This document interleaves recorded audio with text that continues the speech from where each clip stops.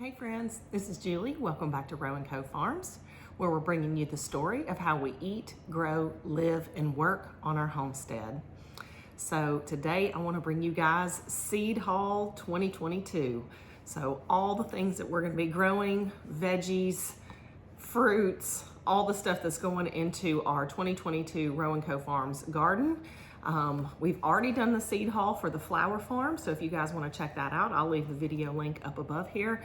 But this is going to be seed haul for what we're going to be growing in our veggie garden this year. So I'd already said earlier in another video about our goals for 2022. I'll link that up here too, if you guys want to see what we have planned for this year. But I had said that we were going to keep our veggie garden pretty small and only grow the main things that we really love to eat. So I've got my seeds here and I want to show you guys what we have in store for our growing season this year. And I'm really excited about it because I have some really nice varieties. Some are new, some are things that we have grown before, some are things that we have seed saved ourselves. So I'm going to show you what we got. So let's check it out. So I ordered this year from a few different seed companies, and like I said, I have seed saved some of my own seeds, and then I have some seeds that are just left over from previous years that I'm going to be using. So I'm a really big fan of Baker Creek. I'm a big fan of Seeds for Generations, also M.I. Gardner, and Johnny Seeds, Territorial Seed, Redemption Seeds. All of these are great resources for, let's see, where did this one come from? Okay, that's Baker Creek too. They're all great resources for organic heirloom seeds. So I am not affiliated with any of those seed companies. Those are just my recommendations, ones that I have used in the past and have been happy with. So I'll leave links for them down below. But yeah, be sure to check those out. There are many others as well, but these are the ones that have been great for me in my climate. So let's start with some of the melons that I'm gonna grow this year. So I keep it really simple. I'm gonna be doing a Crimson Sweet watermelon. That's from Seeds for Generations. Then I'm gonna be doing a Kajari melon, which I think originally I got these from Baker Creek, but I've saved my seeds and I'm gonna be using those. So Kajari melon is like a little small individual size melon, and I find that they're easier to grow because they don't need as long, and you can eat it by yourself or just share it with one other person. So really love Kajari melons. Next is Hale's Best cantaloupe. Everybody loves cantaloupe in the summer, so we always like to do these.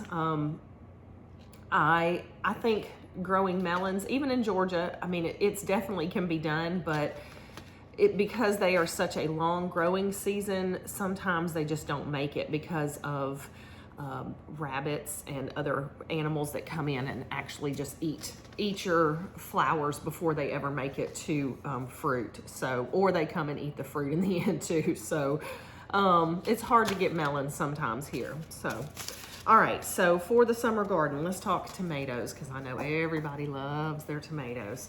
So I'm trying to keep it really simple this year with my tomatoes. Last year, I had great success with this Chadwick cherry tomato. These were so prolific, very disease resistant, and produced until November, I think, until it literally froze them out. These were amazing, and they were just the right size cherry tomato. Like you could sun dry them or dehydrate them, and I have just jars of them still that I saved from last year. So Chadwick cherry, I got mine from Baker Creek, but I believe that you can find Chadwick cherry at other sites as well. Also from M.I. Gardner, I have the Marglobe. I have never tried that one before, so we're gonna try that one out. This one is the Sweetie tomato. It's an indeterminate variety, which means it's just gonna keep growing until it dies. Next, this is a favorite as well. This is the Black Prince. This is a nice, deep, dark, almost purple color tomato. So it's really good. All right, then this is a new one to me, the Jersey Devil. This is a paste tomato. So far, all the paste tomatoes that I have grown, I have not been super stoked about. I have tried the San Marzano Lungo, and I have to remember which one I did last year. I did the Perone, I believe was the name of it last year. It was all right. It was pretty prolific, but it had a lot of disease as well. But tomatoes are prone to disease. That's just the nature of them. And then last but not least, I'm just gonna do a classic Rutgers tomato, a slicer. You gotta have just a good classic slicer. So you see, I've stayed away from all of the fancy, these are heirlooms, but all of the fancy colored ones. I don't have any yellows or purples or orange varieties or streaky colors. I'm trying to just stick with a few basic varieties, some that can be canned and made into sauce, and others that that we can just eat fresh or dehydrate. So these should be a good variety for that. So let's talk about peppers. I really love having peppers, especially spicy jalapeno peppers. We don't really go much spicier than a jalapeno. We don't care for that, so we don't see a need to have anything spicier. But of course, feel free. Get what you like, guys. That's the whole point of growing a garden, is to grow the things that you eat, that you love, that your family loves. We love jalapenos, so we grow jalapenos, and we're gonna grow some sweet peppers as well. But let's start with our spicy peppers. So let's see. I have a few spicy ones, but they're not much spicier than a jalapeno. Okay, so I have the Tam jalapeno from Seeds for Generations. I have not grown this variety before, and I actually was having some trouble finding jalapenos this year. I got the varieties that I could find, and I hope those grow well. I have this Anaheim hot pepper from Seeds for Generations. From M.I. Gardener, I have this Hungarian hot wax pepper. And then from M.I. Gardener, I have this Santa Fe Grande pepper. So, and then I also have, for sweet peppers, I have this Ancho Grande and this California Wonder bell pepper. So I'm trying to keep it simple with my peppers too. I like to just grow my bell peppers just to chop up and freeze, and I can just add those into taco soups, stews very easily, spaghetti sauce. And then my peppers, like I said, we turn those into cowboy candy, and we can eat those all throughout the year. We can those. So these are important to me to have. All right, next up, onions. I have not had very good luck with growing onions from seed in the past. I hope to change that this year, and I actually need to go ahead and get these started because onions take a long time to get germinated and to grow. So I have 3 different varieties. One is the white sweet Spanish. The next one is a Texas Early Grano, number 502. I've not grown this one either. These were all recommended to me, and I'm going to be testing those out. This is the Eliza Craig onion. This is like a yellow onion. And I did not get any red onion seeds for this year, but what I will probably be doing is buying onion sets, onion starts. So basically you'll get the onion when it's about this big already started, and then you can just plant it out, and you get them in a big bunch of like 100 at a time. So I usually do that and have really good luck with that, but I did want to try to start some from seed also. So yeah, definitely try them from seed, but also know you have the option to order sets. And if you want to order sets, you should order those early because things are selling out really quickly. As with all these seeds, if you are going to grow a garden this year, you should go ahead and order seeds now because they are already becoming scarce. So, all right, let's see what's next. Let's look at our summer squashes and cucumbers. All right, so we're going to be growing some just crookneck yellow squash, your classic yellow squash variety for the summertime. We really enjoy those. This is a new variety for me, delicata squash. Those look really amazing. I hope they're really good. Next, we're gonna try this Cocozelle zucchini, and it looks really interesting. So I thought that might be a fun one to try. And then I have this Market More 76 cucumber. This is just a classic slicing cucumber. I also have, I didn't bring them out, but what I'm gonna be growing as my pickling cucumber is the Chicago pickling. I used that one last year and I really, really liked it. It's grows just the right size. If you pick it early enough, just the right size for making great, great crunchy pickles. So yes, Chicago pickling cucumber. There's also a good Boston pickling cucumber that I recommend as well. I did buy this pickling cucumber called Homemade Pickles, and that is from Seeds for Generations. So I'm gonna try those out this year. All right, let's move on to the big dogs, our beans. I love to grow beans. I like to grow different varieties for different things. So this one is a variety that I got a few years ago from someone at the Homesteaders of America conference. It was a seed swap. So I grew these, and now these are the ones that I saved. This is a cowpea, and it's good for just a dry bean. So they're really prolific, and they grow these little small, looks like kind of like a reverse black-eyed pea. They have a white eye and a black skin, but they taste really good, and they're very prolific. So I'm gonna be growing these. And then I'm also gonna be growing for just a fresh green bean, this Cantari bean. And these are a bush bean, I believe. Now I'm gonna be growing a few varieties of pole beans. One is this Old Homestead, Kentucky is what I've also heard it called. And then this one is the red noodle bean. I've never grown the red noodle bean before, but those get to be really long. I just thought it'd be nice to try that one out. So that's kind of a different variety. It's not really your staple variety for me, which I probably should have skipped this year, but I wanted to try it. So we're gonna grow a few.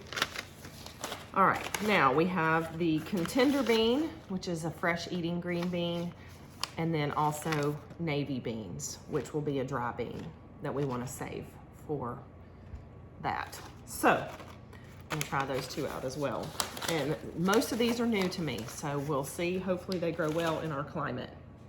Now, for when the fall comes around, I have some other varieties of things that we can eat, because in Georgia, you cannot grow lettuce in the summer. It's just too hot. You can't grow a lot of the cabbages, broccolis, those cold crops.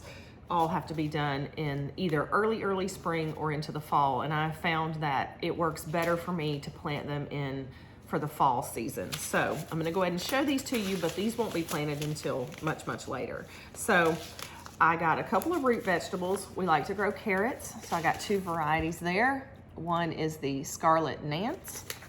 I don't know if that's the right way to pronounce it. And then I have the Danvers Half Long, and those are really good too.